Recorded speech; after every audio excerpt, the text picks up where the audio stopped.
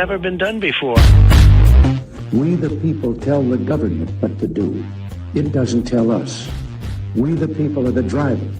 The government is the car. And we decide where it should go and by what route to do. We the people are free. And I hope we have once again reminded people that man is not free unless government is limited.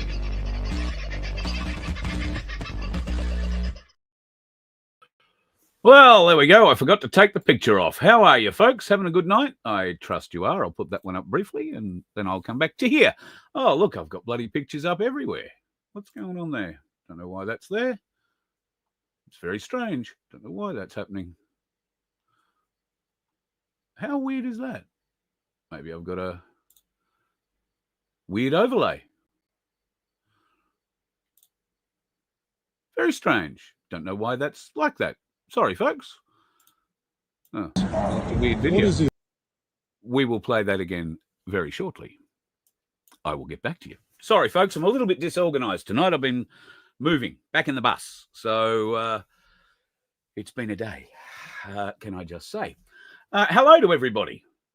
I've sort of been a bit remiss lately. I haven't been able to have a bit of a chat with the chat. And because I've moved and I had my other glasses somewhere, I put them in a bag.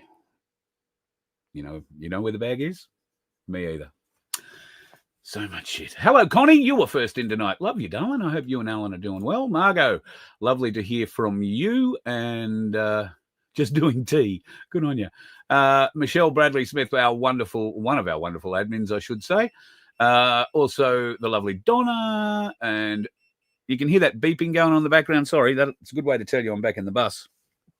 Pardon me, that's the tyre pressure sensors going off because they're saying they're a bit low. Well, they're a bit low because the tyres are cold, but I should have unplugged it and it's a while away, so I can't really do that at the moment. I do apologise. Daniel, nice to have you in. I hope Canberra's treating you well. Black Sheep, you're a legend. What can I say? Just a legend, and I trust you're doing all right, mate. For those folks who aren't aware, Black Sheep lost his dad, earlier this week, and funeral's next Wednesday. So we're thinking of you, mate. Lots of love from the family coming to you, and I know you appreciate that very much. Tony, you are such a legend, a bit like Rachel, who is also a friggin' legend, and I'm pretty confident that Black Sheep would agree with that at this point in time.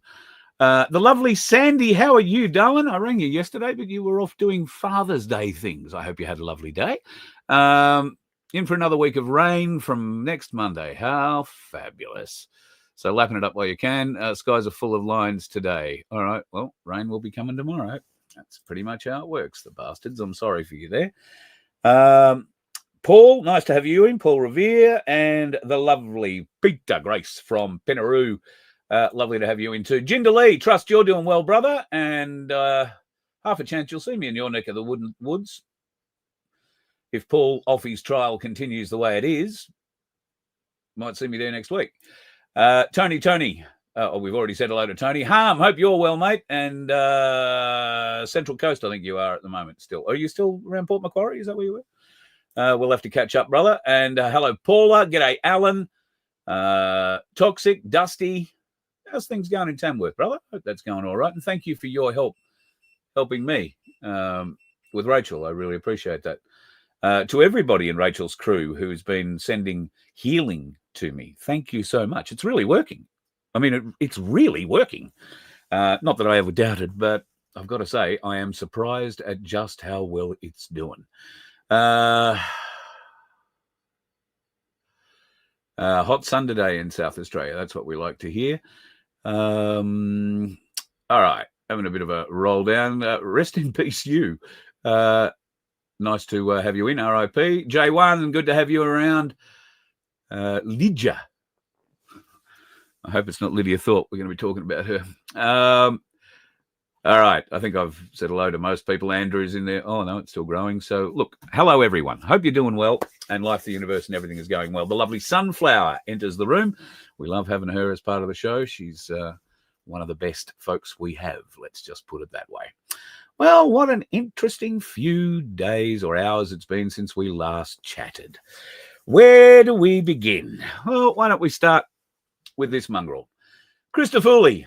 Now, there's a lot of talk at the moment about what's going on around the world. Well, not around the world, around Australia, with regard to our immigration status. And while Christofouli is being touted as the best Queensland Premier in, well, I don't know how long, and he has certainly pulled back from the Pluckaduck days, from the madness that the Labor government was injecting into the system. But here he is in India, off trying to encourage, I dare say, some Indians to come to Australia. It's all about investing in business. It's all about trying to make money. And as we will find out in the not too distant future, it's going to be a lot of money to be made. But will you and I be making it? Nope. In fact, we'll be cut right out of the mix. Thomas Sewell, here's an interesting fella. I know people have a particular bent on him. You either tolerate him, like him, or hate him. If you're a tolerator, then you are probably a person that believes in free speech. It doesn't mean you have to agree with everything that you hear. Unfortunately, the numpties seem to believe that, oh, you can't say things because it offends me. We don't care about offence. There is nothing wrong with offending people. All right? It's a way of waking them up. Keep the bastards awake. But this is getting a bit strange. Thomas Sewell is now, apparently, there's 60 or more thousand signatures on a useless petition to send him back to New Zealand, because Thomas Sewell migrated to Australia from New Zealand when he was 6, and he became an Australian citizen. The stupidity of trying to get a petition together to throw an Australian out of his country and immigration, like an immigrant, came from New Zealand at 6 years of age and became an Australian citizen. I imagine a couple of years later. But he has been an Australian since he was a little boy. And while he may have some family back in New Zealand, it's not his. They're all here. Whether they're talking to him at the moment might be a different matter, but they're here. So for those folks who think that that's a great idea, or you want to get on the paddy wagon and bash the shit out of this bloke, I don't agree with what they're saying, Thomas and his crew, and I certainly do not agree with how they portray themselves or push forward. But I believe in free speech, and that means you have the freedom to say what you like. I don't have to like it. All I have to do is restrain my emotions and not punch you in the face if I'm motivated by what you say. It triggers the hate inside me and I've got to hit you or I've got to do something against you. God, these are weak people. Weak people. Wake up to yourselves, folks. Words are only words. They can't really hurt you unless you let them hurt you.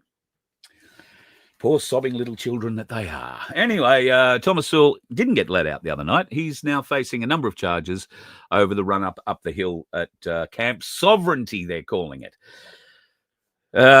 It's an illegal camp. Apparently, I don't know why they set it up there. You know, there'll be probably a burial ground underneath the Fitzroy Gardens or whatever it is there, the Botanical Gardens or the shrine or whatever. It'll be some excuse.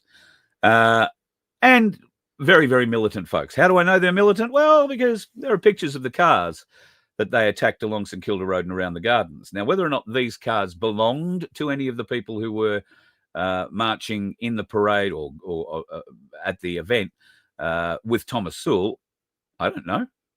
But if they were, then that means that somebody was watching. Somebody was watching to see these guys get out in their uniforms, see what cars they were driving, and then go and do this sort of shit to them. Now, you can see the spray paint, but there are also very deep scratches, key scratches over these cars as well. Now, once again, I can't tell you that they belong to anybody from Thomas Sewell's mob, but if they do, it is very clear that the militant little group sitting on top of the hill up there saw these blokes get out, identified them as Thomas Sewell's, henchmen, and decided to go and attack their cars. It wasn't the only thing they attacked that day. In fact, they attacked a number of very small groups, people walking back to their cars in groups of 1, 2, or 3. And these, I don't know what you want to call them, sitting on the hill, hiding under a Camp Sovereignty Aboriginal flag banner, came down en masse. Groups of them came down, bashed these people, bashed them, and then ran back up the hill. The hill was the sighting point. The hill was the observation post. The hill was the key to see who parked where, what they were wearing, and identify those people they wanted to attack. Well, they were very successful at doing that. Unfortunately, they probably didn't expect to get attacked back. And yeah, I do laugh about it. If you punch someone in the face, expect to be punched back. If you scratch their car, if you abuse their property, expect to be abused back. If you are going to shout obscenities and threats and all that sort of shit to people who train very hard to push back against people like that, then you're not very smart, and you get no sympathy from me and many of the people like me. All you do is alienate your cause. You know, aside from the fact that clearly every white Australian is racist,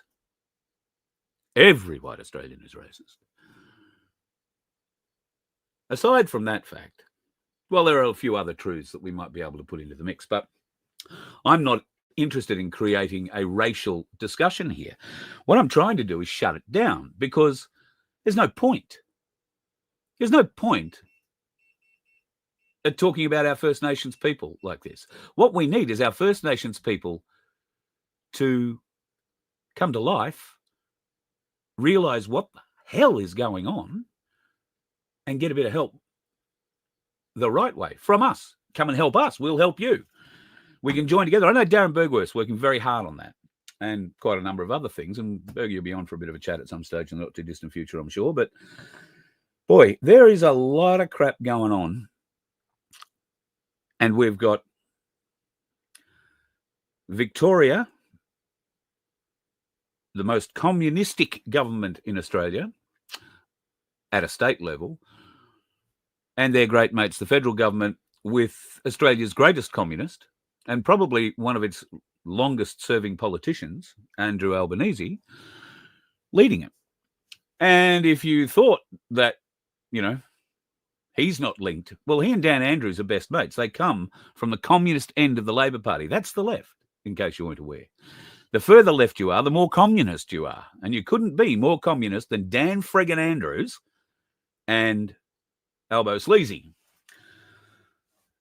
Well, maybe you can, but we're not going to try and push for it.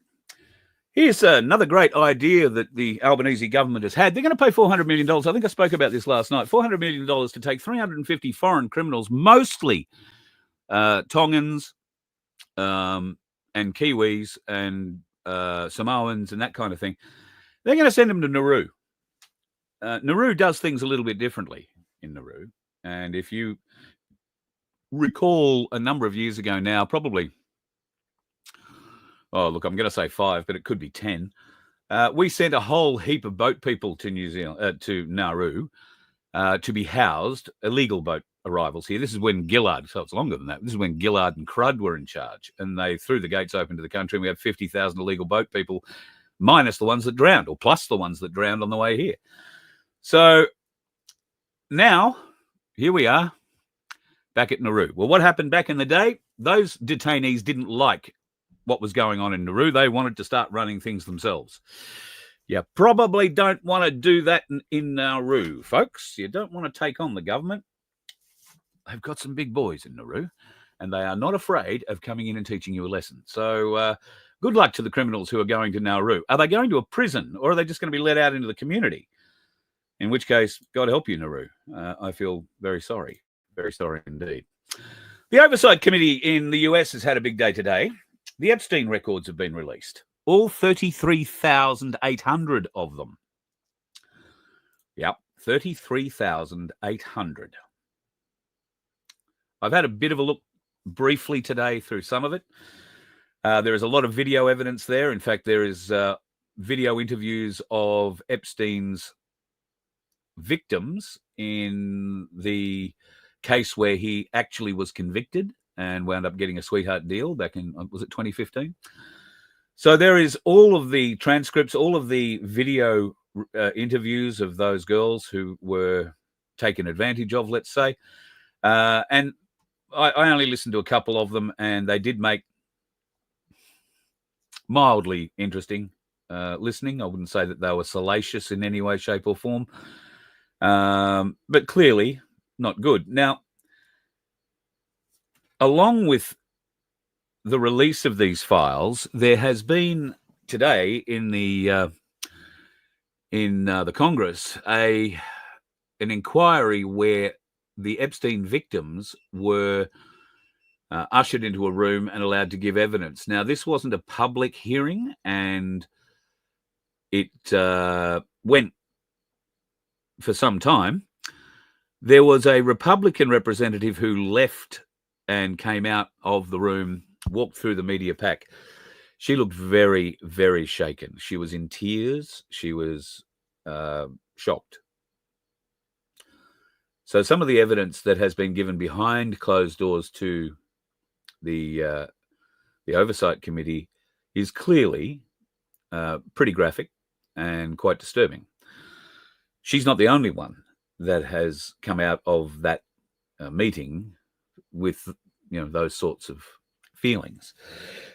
Tulsi Gabbard has also been in the last little while, last half an hour or so, probably a little bit longer than that, has been put on the spot regarding Obama. Now, there's a lot of talk that Obama is on the run. Nobody can find him. Well, the people that normally have access to him don't have access to him. He's disappeared. He is apparently being sought and will be arrested. And what charges come through, I haven't listened to the whole thing yet, but I'm sure there will be some very interesting charges that come out of their inquiry. And boy, that inquiry is deep. Now, we said years ago, basically in Trump's first term, how things were being set. And I think we're starting to see a lot of that play out now. You might remember that when Biden was elected and brought in, none of us really believed that he was president, that Trump was acting behind the scenes as president still under military control, and Biden was an actor doing what he was basically told to do. That for me has not changed. I don't consider that there is any difference there whatsoever. But this oversight committee is digging deep. The Epstein files, well, for people who might be a bit confused that the government was saying there are no Epstein files, there certainly are, and these are the official Epstein files from the FBI investigations into him in 2015. There is also a walkthrough. I haven't seen it all yet. I think it adds up to about 4 hours worth of video. A number of 17, 18-minute videos is what the length most of these videos run. This, in one section of it, there is a complete walkthrough of his fantasy island, Epstein Island. And that's inside and outside. I haven't got to the part yet where you get to the little blue and white building and what is underneath there, or indeed if those have even been uploaded. It'll be interesting to see if they have. But more on that, I think, will come out in the very, very near future. Look at these bastards, will you? So the 80th anniversary of the Japanese surrender in World War II. China copped a flogging in World War II from the Japanese. Tens of thousands of Chinese were murdered by the Japanese who invaded China, southern China. There are still a couple of islands to the north of Japan that China eagerly wants back, and Japan is very happy to go to war to keep. But to go over and help celebrate and stand with the best dictators in the world, we sent two of our best communists, Bob Carr and that tard of a human being, Daniel friggin' Andrews. Now, I'm not saying that the government paid them to go. I'm not even saying the government supported them going. Although Albanese wouldn't worry, he and Dan Andrews are best mates. You know, they're so far on the left that they are, you know, practically doing a U-turn up each other's clacker. But not enough to stop Dan from going over and standing with the best of them. Kim Jong-un in the middle there, Mr. Z and Mrs. Z, a whole bunch of other despots there behind him from a variety of other, interesting countries. However, that little group of countries there might wind up proving to be a very considerable help to us in the not too distant future. So watch this space. But Daniel Andrews, you can see, if you've seen the vision of him greeting Z or Z greeting Andrews, you can tell this horrible little worm of a person couldn't wait to meet him and dragged out the meeting. It was just a handshake and a nod, but not for Dan Andrews. He started asking questions and bowing and nodding and shaking hands, and then he moved on to Mrs. Z, and he did exactly the same thing. He was waiting for all those camera lenses to start clicking off so that everybody got to see where he was and just how important the Victorian dictator is to the Chinese Communist Party. I hope everybody who voted for Dan Andrews or the Labor Party in Victoria, and I honestly don't believe it was a fair election, but, let's play it like it is. If you voted for these people, I don't think there's any hope for you. How on earth can these people get elected? Well, they can't. The simple fact of the matter is they cannot get elected, and it is a government ploy to make sure that the governments that are elected are controlled by the deep state. And for that, they only need 30% of the population to vote. All right? That's all they need. And Albanese didn't even get that this time around, and he's still in the top chair. 26%, less than 26% of the country voted Labor. And yet here we are. 70% of us, over 70% of us, disenfranchised, very pissed off. And we know the truth. We know this is all engineered. We know this corporate fiction has to end. But how do we convince all those normies that it is a corporate fiction? I posted on my Telegram. If you can go and have a look at that, you'll find some interesting things about how that could change. And I will work that into something probably over the weekend that I can present to you next week that's not going to get me kicked off YouTube or potentially put up for sedition. So there are some very interesting things that we could use to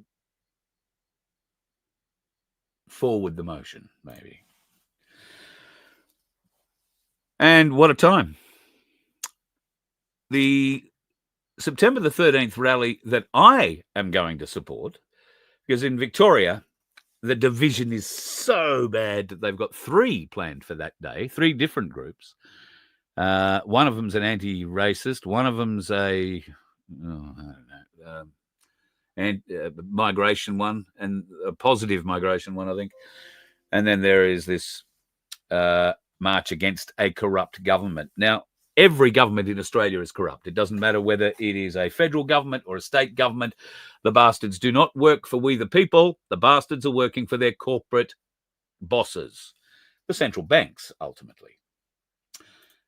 And this horrible bitch, who stepped up from Dan Andrews, is front and centre going to be at the next war party that is thrown in Beijing. You can be guaranteed.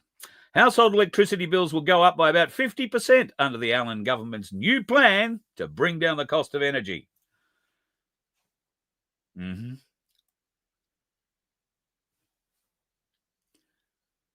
I know you, if you're in Victoria, I know you don't want this. I know that farmers in Victoria do not want wind factories, I was going to say chimes, wind farms on their farms. I know that Victorian farmers are incensed that the Allen government has passed legislation that allows surveyors to walk onto their land and do whatever the hell they like. I'd put a sign up on the fence surrounding the paddocks they want to come into and say, be careful, shooting on site. We've got a fox problem. Do not come on. Active firing. stock control, vermin control, whatever. Keep the bastards off as long as you can. But that's why the Allen government has come up with this legislation, to force you to let them on.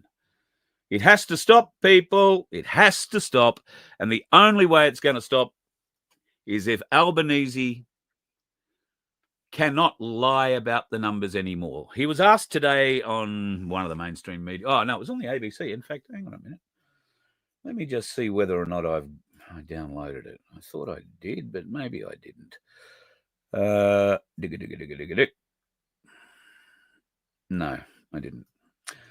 I do apologize. I should have got that. But Albo is off friggin' tap. And he believes that the march last Sunday on the 31st of August wasn't representative of all Australians.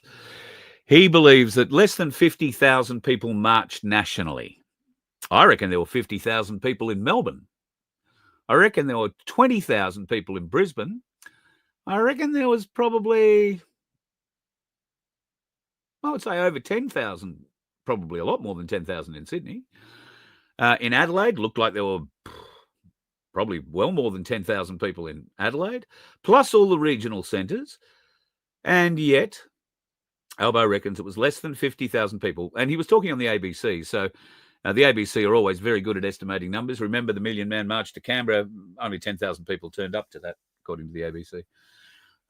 So he goes to the media companies that are going to look after him. He can't be seen on a commercial talkback radio network at the moment, Ben Fordham, can he?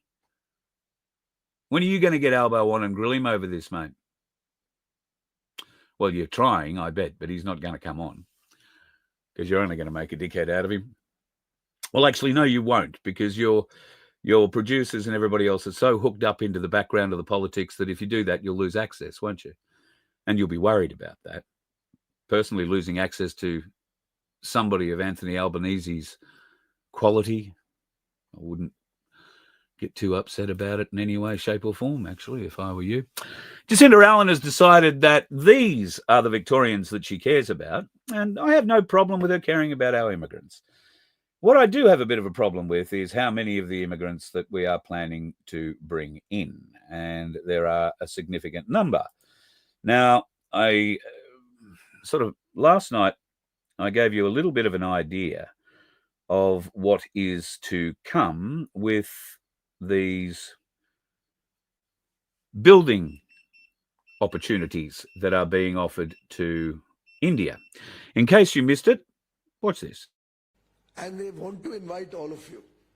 They're willing to help with financial support, to help you develop your businesses in Australia. They're willing to allow you to take all the different technical expertise, whether it's masons, electricians, plumbers, whatever professions or skills are required to build those million homes. They're willing to. Yep. That's what the Australian government is prepared to do. Share with you one small data point. When I was in Australia, at that time, I think CREDI also had their conference in Sydney, which I attended. And after that, I went for my business meetings with the government of Australia. This is about probably 6-8 months back. I don't know who was accompanying me. Sanjeev was there. Some of you may like to hear from him the whole experience, because we've been in continuous dialogue with Australia, and now they inform us that there is a shortage of 1 million homes in Australia. 1 million homes, which they need to build like yesterday. That's the sense of urgency. And they want to invite all of you. They're willing to help with financial support, to help you develop your businesses in Australia. They're willing to allow you to take all the different technical expertise, whether it's masons, electricians. You get the idea. There's a bit more of that I could play, but you get the idea. Are we going? I have some questions about that. All right. So if we're going to allow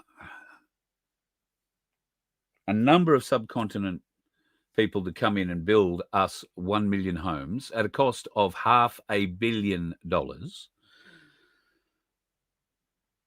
I have some questions. First of all, Albanese went to the last election saying he was going to lower migration. They have not done that. Now we find out the government's going to keep the same migration number. But on the same day, we find out they're going to keep 185,000 as the permanent migration number, so to speak. We also find out that this deal is in the offing. This deal that is being done in secret. The Australian people have not been told about it in any way, shape or form. And I don't know whether or not Albo Sleazy and his Muppets thought that this Indian guy was going to get up and start telling everybody in India about the deal before it was, massaged into position here in Australia. But I haven't heard one question out of mainstream media today asking about it. Not one question. Mind you, I don't listen to all mainstream media. Shit, I barely listen to mainstream media at all. So maybe they're all over it, but I don't think that will be the case, sadly. So, all right, some questions. Which minister is the counterpart that this minister has been talking to, this Indian minister? Would it be the Australian housing minister? Would it be, I don't know, the immigration minister? Which minister is it actually that they're talking all this over with and negotiating the deal? Where are these million homes going to be built? A very, very good question. You can be guaranteed they're not going to be built in outback South Australia, Queensland, or Western Australia. They will be built along the coast somewhere. They will be built in already highly populated areas. Okay, no worries. We're going to put 1 million new homes in and around areas that are already highly populated, and those areas are also pretty well stretched. Now, if you're planning to build 1 million homes with 2.5 to 3 people per home, that's, 2.5 to 3 million new people Albanese must be considering coming. So let me put it to you this way, folks. If you were overseas and you had an invitation and some encouragement to come to Australia to get trade qualified, now he spoke about trade qualified, getting trade qualified here in Australia. Will you get prior recognition learning points? Maybe. We don't give it to the Indian brain surgeons that come to the country. I know this because I know one. And that person doesn't work in medicine at all in Australia. Unqualified. They do not recognise the brain surgeon's skills. It's all right. If you want to be a brain surgeon, go back to India, they said.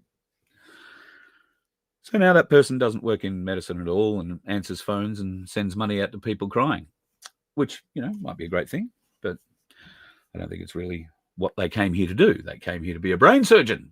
Why wouldn't you? But because the government needs 1 million new homes, well, how many Indians are coming out to build those 1 million new homes? And I'm not having to go at the Indians here. I mean, this is a great invitation from the Australian government. Once again, you can't blame the people that are taking up the invitation. It's the government, the corrupt corporate bastards running this country that are doing this. All right? You can't blame the folks on the subcontinent because, well, they shit in the street. They've got to dig a hole. Here in Australia, they have a much better life. And I don't blame them. Not one iota. I blame the government for throwing the doors open. This is almost as bad as what's going or has been going on in America for the last few years. Maybe not on the same scale because we've got a water border. If we just had land borders, God help us. But we are lucky to be a very big island, and it takes a while to get here. And it's not easy to get here, but still they're going to try. So, all right, we're going to get all these people coming over. We're going to get them trade qualified. Let's say to get trade qualified, if you are, as he said first up, a mason or a plumber or a carpenter or a whatever the hell else you might want to be, maybe you come and do a year with one of our builders. But to be a builder, you have to get licenses and all that sort of stuff. And I'm not sure, but I'm pretty confident that if you are a builder, your license to be a licensed builder would cost you some thousands, if not tens of thousands of dollars. Because people who take that money from you believe you're making too much money out of the house you're building. So these new builders that are going to come on the scene are going to build 1 million new homes. Now, that's not going to happen in a week or 3. They're going to be here a while. Let's say they've got to do a year of training to get accreditation to work as a builder here in Australia. They're probably only going to do it for a month, but let's say it's a year. How many people do you think will take up this opportunity? Bear in mind, we have architects, civil engineers, people who just, do the manual labor, all that sort of stuff. And this is being done hand in hand with India, who are financing it through the UAE. Who do you think will hold the purse strings when it comes to the employment side of things? And what brown paper bags full of money are going to be given to our unions so that they roll over and let it happen? Union communist scum. If you've been paying your union dues, I urge you to pick up the phone to your union rep and tell him to get off his fat ass and start fighting this, because you and your crew are out. If we are going to bring in, I don't know how many from whatever country to come and be our builders, you can be damn sure that the homes they build will be filled with them. Do you think they're going home after they've built 1 million homes? Do you really think that? Well, I guess some of them might, because $1 billion, there's $500 billion of contract here. There's a lot of money to be made. You could go home to India a billionaire very easily. You could go home a thousandaire and be like a billionaire in India. But they won't. Because why would you go back to live in that when you've built a magnificent Australian palace and you've been paid enough to buy it? You and I aren't going to get any of these 1 million homes, folks. Be guaranteed of it. Where are we going to house these people while they're here building? What is our roads and other infrastructure going to be doing while we are putting an extra 1 million homes into different places around the country? What about hospitals? What about schools, roads, trains? All that sort of infrastructure. Local councils. Well, they'll just open up the purse and say, throw the money in here, please. These are significant issues, folks. But what do we do to try and make it happen in a way that's going to be beneficial to us? There's only one way to make this sort of plan beneficial to we, the people of Australia, and that's to get rid of the government that wants to make it happen. Albo Sleazy, as I said before, said, 50,000 people, that's not representative. We've got 27 million people in the country. 50,000 people is barely scratching the surface. They're just all racists. Well, go and explain this to your normie friends.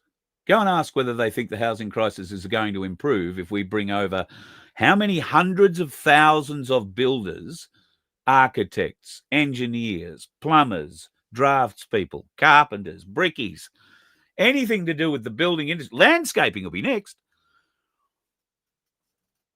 Ask them, how many Australian jobs will their grandchildren be able to get? Will their grandchildren be able to live in a home? Will it have 2 or 3 bedrooms, or will it be a 2-bedroom boxed apartment in a high-rise that's 40 stories high?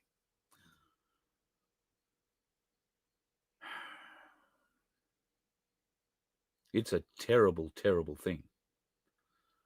And it's the government, the Australian communist government, the corporate, foreign-owned bastards that are doing this. Like I say, I put no animosity or angst towards the Indians or any other country that this might be offered up to. We just know this secret deal. Who's to say there aren't secret deals? Well, we know there's another secret deal going on in Afghanistan at the moment. They're bringing back the ISIS brides. I think they were kicked out of Afghanistan. They're in Syria, the ISIS brides, and have been since their husbands were murdered. That's what they call it. Their husbands were out doing the murdering. They were shot by Americans or the Allies, and unfortunately, wound up eating a Maverick missile. That sort of shit happens. And these stupid Australian girls gone over there to be jihadi brides, and now they want to bring back their tribe of kids because there's no husband anymore, and the refugee camp in Syria is starting to smell a bit. And very quietly, the Albo sleazy government is trying to come through. Now, Albo, I don't know whether or not he came back to Parliament today and apologised, but yesterday he lied in Parliament by saying, no, that's not happening. That's not happening. Shortly after he lied in the Australian Parliament, a New South Wales senior police officer who used to be in charge of the anti-terrorism team, and I think these days is an assistant commissioner, came out and said, well, I was part of the meeting, and yep, that's definitely happening. And if the AFP aren't taking the lead on where these ISIS brides are going and how they're going to be reintegrated into the community, then New South Wales will play that leading role. We're just having a meeting next week to figure out who's going to hold the reins on this, but it's definitely happening. So Albo lied in Parliament to the Australian people. Did he lie in a way that, we might accept? Oh, I had no knowledge that was going on. Well, that would probably be his denial, but do you really think? I mean, the man's a control freak. Do you really think he wouldn't have had an idea about that? I think it's beyond the pale. Absolutely beyond the pale. Friggin' disgusting, in fact. But we need to fight on regardless. And just an added bonus for Victorians. Very shortly, that'll be for Australia. I have no doubt. The Victorian farmers, and I think just about all Australians, have a message for all governments in Australia. I think that one works out beautifully. There's Christopher Foley. I told you about him at the start of Life, the Universe, and everything. All right, let's get on to a little bit of fun here. This is an LRAD, a device, a long-range acoustic device is what LRAD stands for. It's a speaker that is capable of putting out any sort of noise up to 144 dB. That is enough to induce deafness in people, okay? Jets aren't 144 dB when they come over the fence at an airport, right? This thing is loud, really, really loud, if they want it to be. And what do they play through it? Well, they can pick up a microphone and talk through it like a normal speaker, but they can also play frequencies through it. And those frequencies go from the very low kilohertz to the very low hertz. And I got to say, it will do all sorts of shit to you. They can rearrange your internal organs, some of the, subwoofers in your car, right? Warn your kids if they've got a subwoofer mounted up against the back seat of their car and they've got friends who are sitting in there and they're driving around playing, their doof music all day and all night.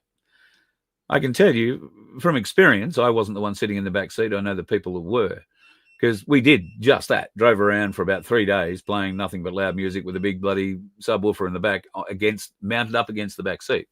Two of the people that were sitting in the back, there were three, two of the people in the back started pissing blood within a day. They thought, God, I've got cancer. But when it was both of them, and then the other one was having some issues too. He was very sore. And it was the doctor that told us about the subs. Subsonic sound is dangerous, folks. It can move your internal organs. It can do all sorts of stuff. And the thing is, you can't hear it.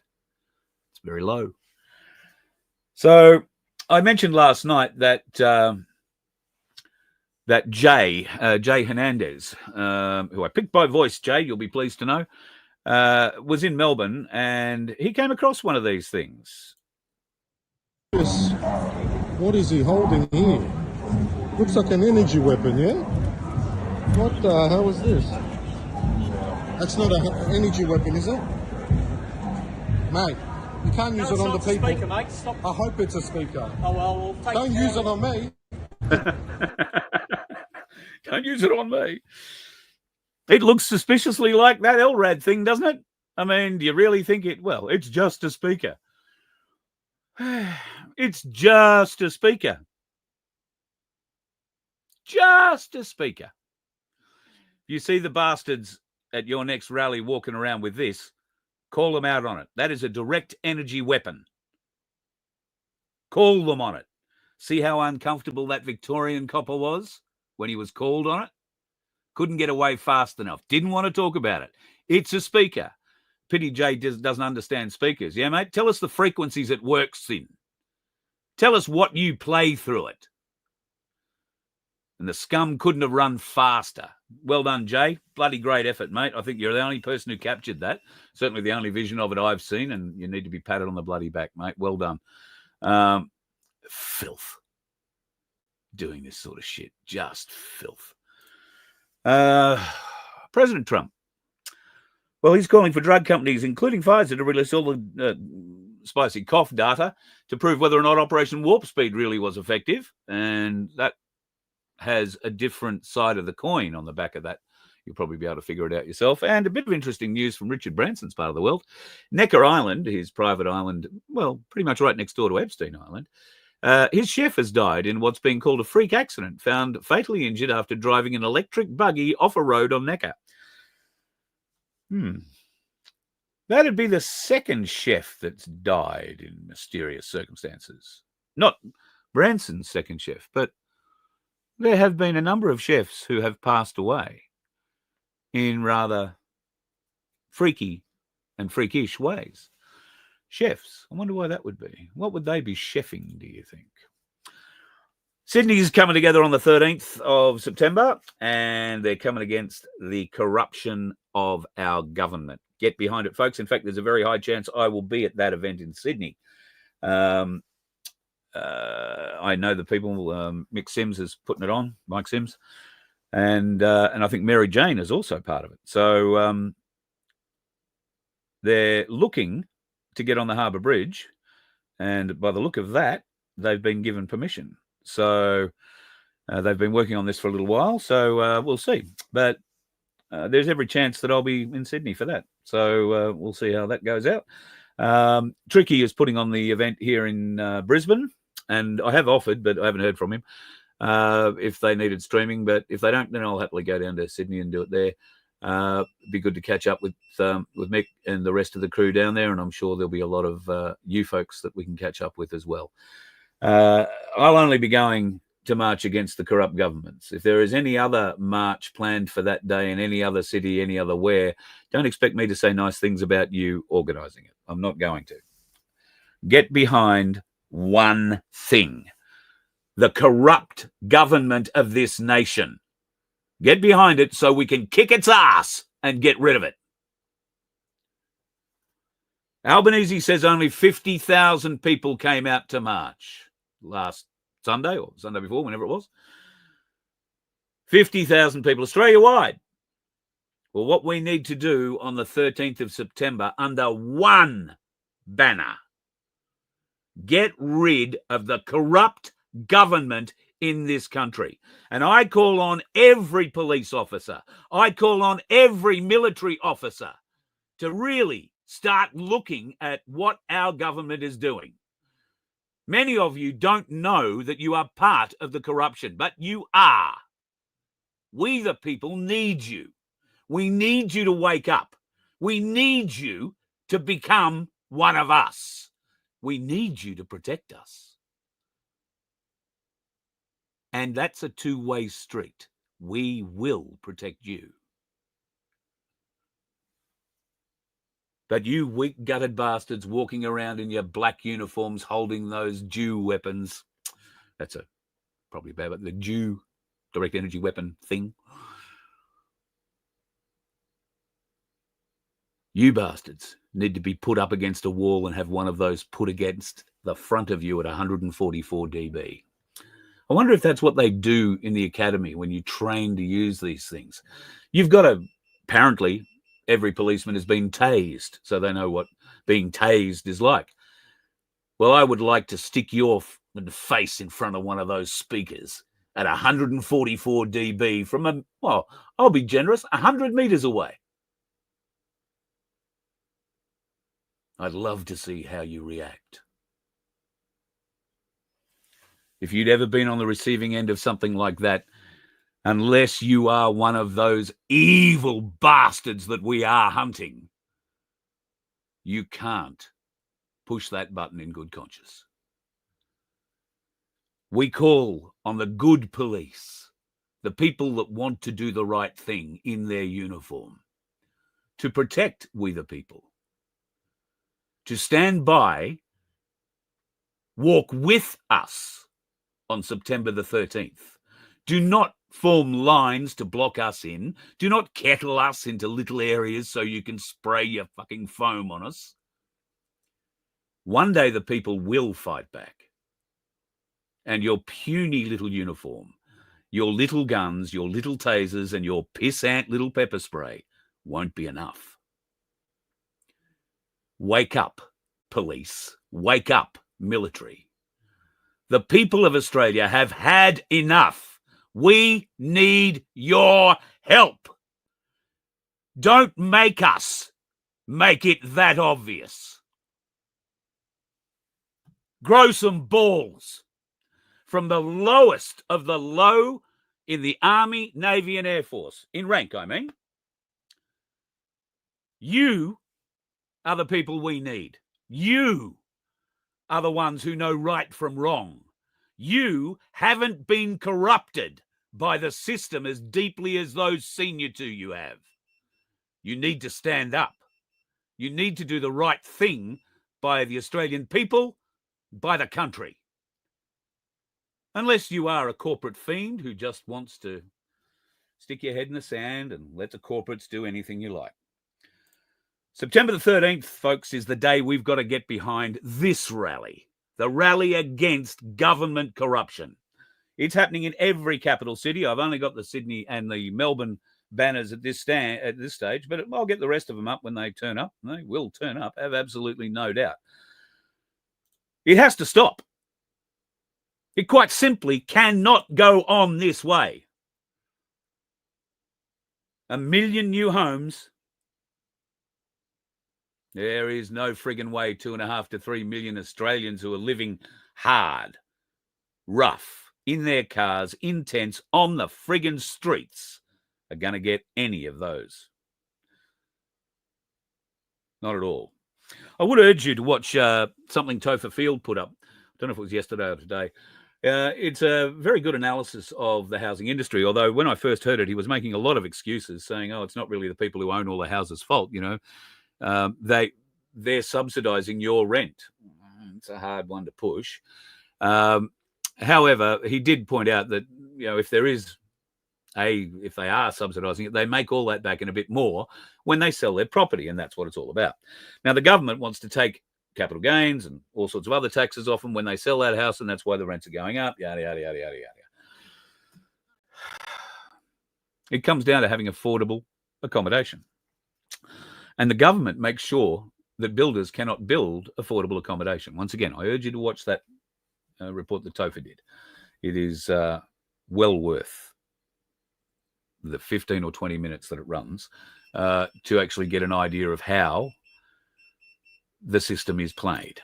And they are playing it, the bastards. They are playing it long and hard. So what do we do, folks? When you see police at these events, talk to them. Don't yell at them. Don't scream at them. Don't abuse them. Talk to them. We have things we have to do. We have to bring them to our side. And it's much easier to do that with honey than it is with anything else. But if they're holding one of those things, well, come at them from behind. That'd be my advice. This bloody computer is playing up on me. I may just get kicked out of the studio here for a second, folks.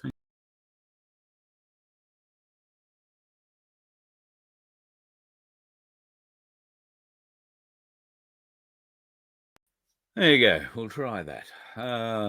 Yeah, look, it's come back to life. I don't know. I think the old girl might be on her way out, sadly. Alex Jones has said some nice things about Australia. This is just amazing when you see the footage out of Australia, particularly, to see the huge crowds.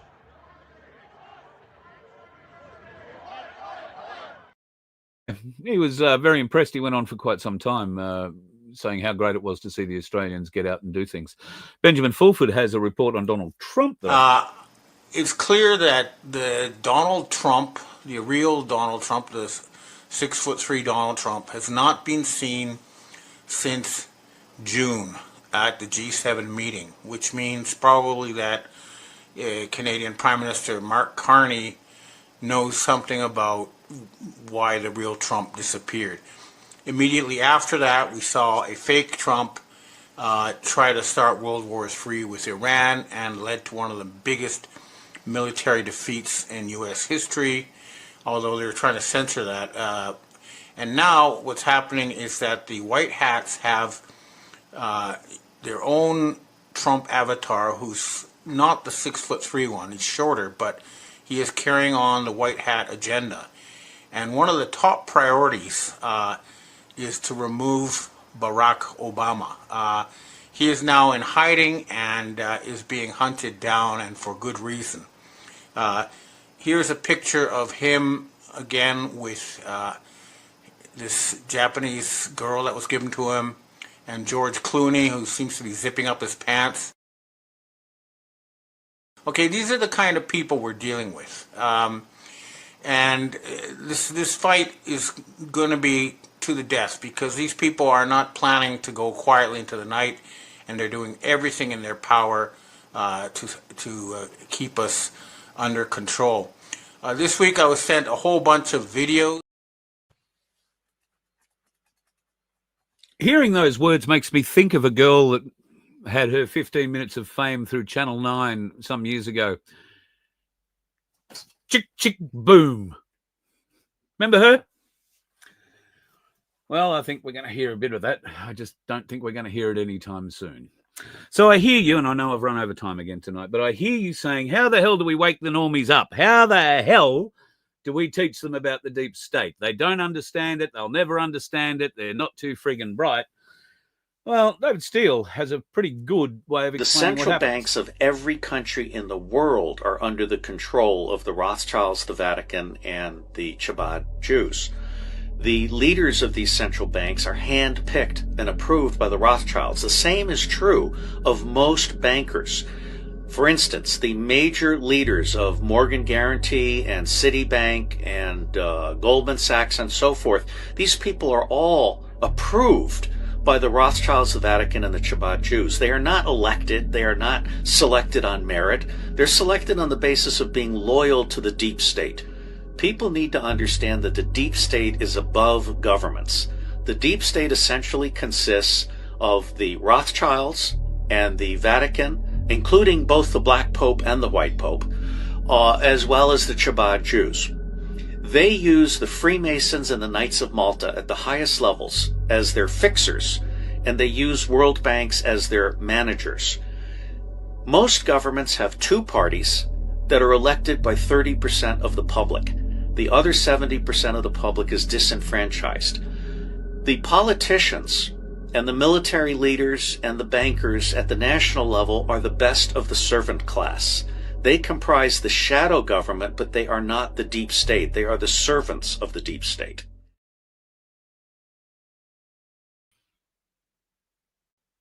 Play that to your friends who don't understand the deep state.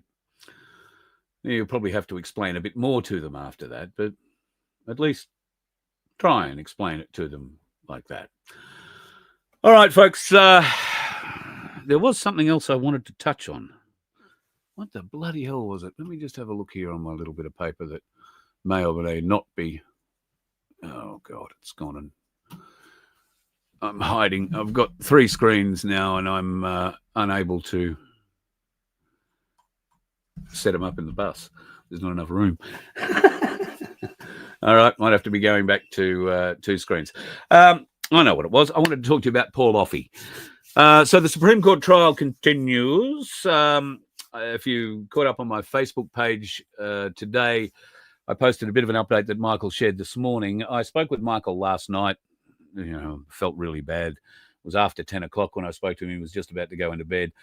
But we spoke for an hour and I got a good update on what's happening with Paul. So a lot has happened this week, and the jury were given the opportunity to go and visit the truck, which is in the impound yard in Canberra. And Paul got to see the truck for the first time in 3.5 years. The bastards have wrecked it. Estimate somewhere between $80,000 and $100,000 to get the thing running again. It'll need 6 new tires. It'll need a new paint job. It needs, it doesn't just need a new window on the driver's side. Somehow, somewhere, some reason why, some asshole has strapped the doors together in such a fashion that they've warped the doors, and now one of them doesn't close. Anyway, aside from finding out just what sort of a state the vehicle is in and how much these bastards will be up for should Paul win his case, it was a very interesting exercise. Apparently, they applied to have all the jurors go and have a look at the truck for a very good reason. And that's because the prosecution was using Paul's own GoPro cameras. He had one mounted in the windscreen on the right and one on the left-hand side of the truck. And I think he had one behind him as well that was also looking out. They were mounted in a fashion that gave me pause to think, well, hang on, that's not the same head height as the driver.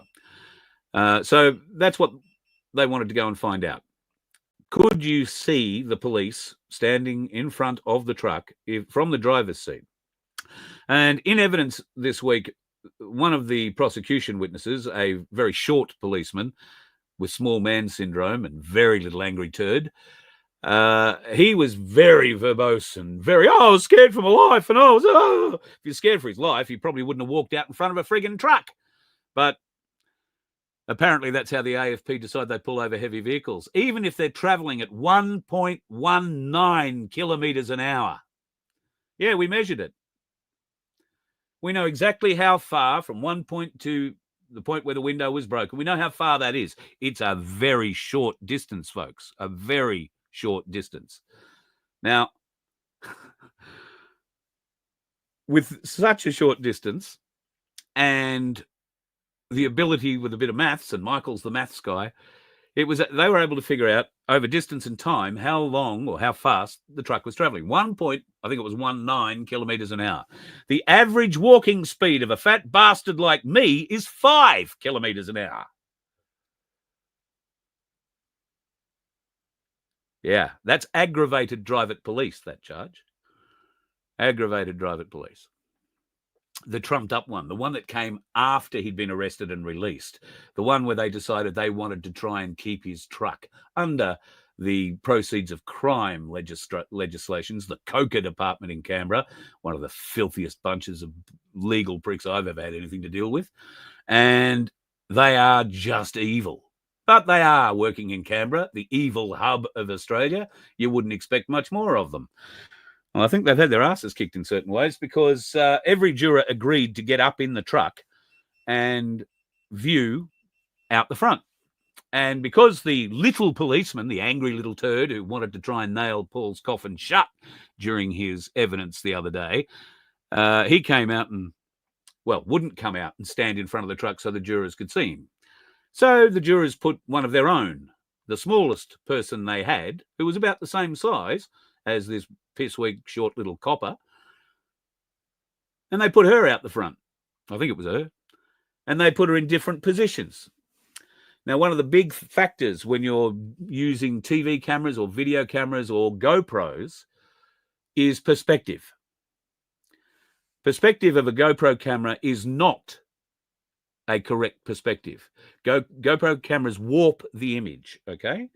Look, I can get into it, the technicalities of it, but there's no real point. The picture that you get out of a GoPro is not the quality. It doesn't give the dynamic perspective that a picture taken from a professional video camera takes. And that's exactly what Rob Reed had on his shoulder and was running around chasing the Aussie Cossack with that day. So thankfully, they were able to cross-compare the pictures. The picture taken from the GoPro, where the policeman was supposedly standing, versus Rob's external vision, which showed people around the vehicle, but like we, the people around the vehicle, were not near it, not being impeded by it, and certainly in no danger of being hit by it. Part of the prosecution's case, of course, is trying to say that Paul was driving erratically and, in an aggressive manner, while everybody was walking faster than he was driving. So, anyway, I think the jurors would have found that perspective enlightening from the driver's seat, as opposed to where the cameras are mounted much higher on each side of the truck. All right, the cameras are mounted a good 6, maybe 8 inches above Paul's head. And that changes the perspective, because in the GoPro cameras, you can see the top of the police caps, but from the driver's seat, you can't. And that's exactly, I think, what the jury discovered. I hope they discovered that. We seem pretty confident that that was a thing. Today, I'll ring, as soon as I finish the show, actually, I'll ring Michael and get an update of today. Paul was on the stand today. He was cross-examined by the prosecution. He was given an adjournment yesterday because he should have been up yesterday afternoon, but you have to understand Paul is running this case. He ran 4 witnesses yesterday on the stand. That is a huge amount of work, not just for a dyslexic with 3 brain injuries, but for the 2 people, Michael and another man who was there helping him. Do you want to know how they're doing this for a cross-examination? They write out every word Paul needs to say. They go through the entire process for every witness and write out everything they have to say, that Paul has to say. And then, if during the course of the answers that these witnesses are giving, more questions arise, these have to be typed up and put up on a screen for Paul so that he can add them into the examination at the right time. It is a huge effort. The courts have made this impossible for him to get a barrister that would legally represent. I don't think there is a barrister in this frigging country that actually wants to go and fight for truth, fight for honesty anymore. They all want to plea bargain. Oh, look, we'll drop all these charges if you plead guilty to that one. No, Paul won't plead guilty to anything he did not do. Now, whether that's just the brain injury or the staunch man inside of him, which I believe it is, God love him. He's an inspiration to all of us. And do you know what he did for the jurors? He went to the judge when they were out at the truck. He went to the judge and said, do you mind if I give all the jurors a safety briefing, Your Honor? Because getting into and particularly getting out of a truck is not something that people are used to doing, and it is dangerous. If you slip, you fall, you will hurt yourself. And the judge allowed him. Now, I would have thought any human being would view that alone. Paul wasn't doing this to aid his case. He was worried about the jurors hurting themselves. He didn't want anybody climbing up into what is his truck and falling out of it. So he demonstrated 3 points of contact, go up the same and come down the same way you went up. Do not turn around and try and walk out face first out of a truck. You will go ass first out of it and wind up flat out, probably on your back or your bum, 4 feet below where you started. A very unpleasant ending. But I would hope the jurors took that on board as well, and I would hope the judge takes that on board. I hope that I'm sure Paul has demonstrated the kind of human being he is. He's the kind of human being who wouldn't hurt another soul. He's the kind of human being who's conscientious and caring. He's the kind of human being who doesn't want to hurt anybody. He just was trying to get where he was told he had to go. And unfortunately, the coppers changed their mind by the look of things. And then things may have been,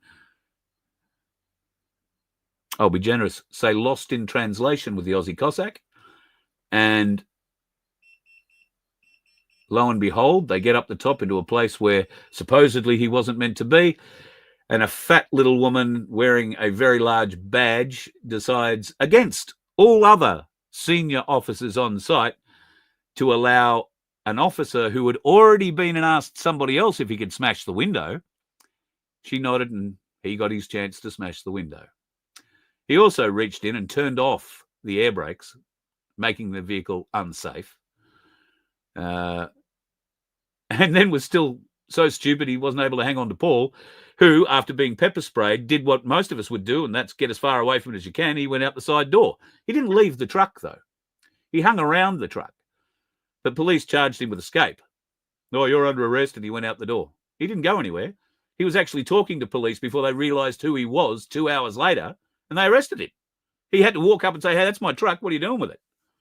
Oh, you're the bloke we're looking for. Well, I've been over here, mate. I haven't been anywhere. I've just been sitting there. The corruption in the Canberra police, the AFP. My God. Yeah, well, we lost one head of the AFP recently. I hope to God the woman that replaced him is a much better human being than that bloke was. Just so happened to be that Kash Patel dropped into Australia that same day. Funny about that, don't you think? Anyway, folks, I think I've probably had enough for tonight. Oh, God.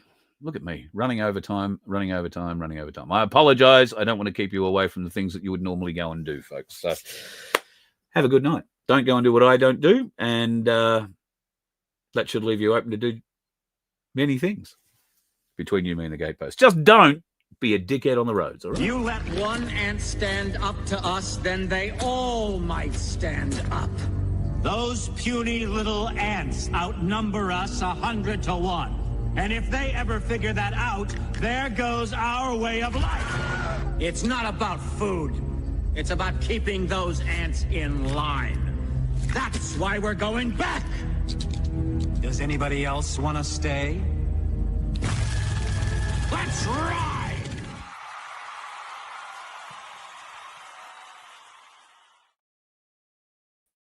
Hey, don't forget, folks, can probably do with your help. I'll pull that thing down. We can probably do with your help with our lottery. I forgot to tell you about it at the front of the show. It's only $2 a ticket. Go to merch.vofhq.com. We really need your help. $2 a ticket. You can buy up to 20 of them. We are trying to give you $750 in return, and I desperately want to give it to you. And if you don't get that, I desperately want to give you an ounce of silver in the form of 10 1/10 Byron Bay Bobs in our very own prize pack. So if you're keen, reach out to me through email for one of those Byron Bob packs, carl@vofhq.com. Or if you're just keen to try and win one, or $750, then merch.vofhq.com and click on the Sanctuary $750 link, and you'll be able to get your ticket there. I can't thank you enough for your support, folks. And without it, I really don't know where we'd be. Probably not here, put it that way. Have a good night.